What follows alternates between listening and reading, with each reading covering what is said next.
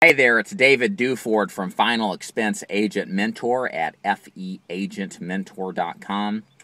Today I want to talk about some things I wish I would have done differently sooner on in my career.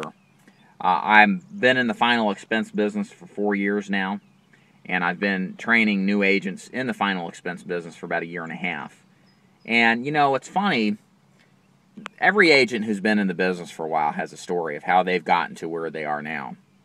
And usually it involves ups and downs, points to where the agents think they were going to quit because they couldn't afford the business, or they got just decimated by a prospect that just really took the wind out of their sails.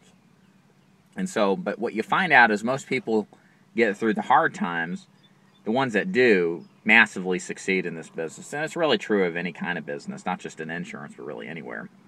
And so, you know, I was reflecting on kind of some of the things that I've done and experimented with that were total waste of time. Well, not total waste of time, but they deterred me from the fundamentals.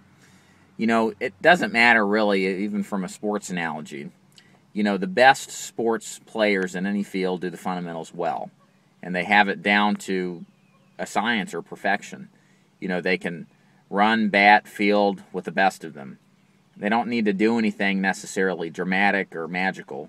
It's just they're very good at the basics, and they're consistent in how they follow the basics. And thus is the same for the final expense business. So, kind of reflecting on some things I would have done differently. About a year into the business, I had flunked out. I had gotten distracted by a couple of things, the idea of cross-selling, the idea of changing up my marketing method. And I found that what it ended up doing is, yeah, I had some marginal success, but it took away from the success of my other endeavors that were tried and true. Eventually, the point is I got too smart for the basics, and I almost completely lost it getting out of this business. And so, you know, the kind of things that I would recommend a new agent to do, if you're looking at this video thinking you need to be involved in the final expense field, you like the sound of it, there's a couple of things you need to remember when you get involved. The first is that you need to find a system that's duplicatable, and you need to stick to that system without deterrence for at least a year or 2 years before you even think about tinkering with the program. There's a lot of smart people who fail this business, and there's a lot of not so smart people who massively succeed. And the reason the smart people fail is because they think too hard about the details of this business. This business is simple, but it's not easy. It's simple because the product's simple, the people are simple to deal with, it's a one-call close, and the marketing system's simple. It's not anything that's dramatic or unbelievable. It's not some complex program that is secretive even. You know, most agents that are successful drop direct mail. They get their leads from direct mail for their entire careers. And that's my point, is that for me personally, I got distracted from the basics of direct mail marketing using a lead piece. And I got tired of seeing certain people, and I changed the wrong thing. Instead of changing the area I was marketing to, I changed the lead piece and the area. So I got varying results. But more importantly, I didn't keep what did work, but just didn't happen to work in this one particular area. So my point is that, you know, looking back, I really wish I would not have deviated as much. I have a side of my personality that needs to have, that's curious. I want to experiment. I want to try a different angle to things. But you can't do that too early in the game because you don't know what you don't know. You have to trust that the system works. And the approach you're using is validated by hundreds, if not thousands, of agents that are successful in this line of work. And so my point is that, you know, if you get involved with anybody, regardless if it was the final expense agent mentor program, the bottom line is that follow the system that they give out to work. Of course, vet them, make sure that they're actually successful at what they do. But if they are and the system works and there's other people, other agents like yourself who are successful using it, then follow that system. Don't think too hard about this stuff. It's not rocket science. It's very simple. So simple it's hard in some cases. So that's number one. And then number two, there is a major urge among a lot of people to get involved in some sort of cross-selling endeavor. I'm not here to say that it doesn't work. It does. But more often than not, people who are successful in this business only do one thing. And they do it so extremely well that it's unnecessary to do more than one thing. And that was what you'll find really at all levels of insurance production, not just final expense. And so once you get involved in this business, you'll see opportunities for Medicare supplemental sales. You'll see opportunities for indemnity products, Cancer Plus products, Medicare Advantage products. And you cannot let that deter you or distract you from your primary initiative, which is life insurance. So, I've seen a lot of agents stumble, including myself, when they got too unfocused.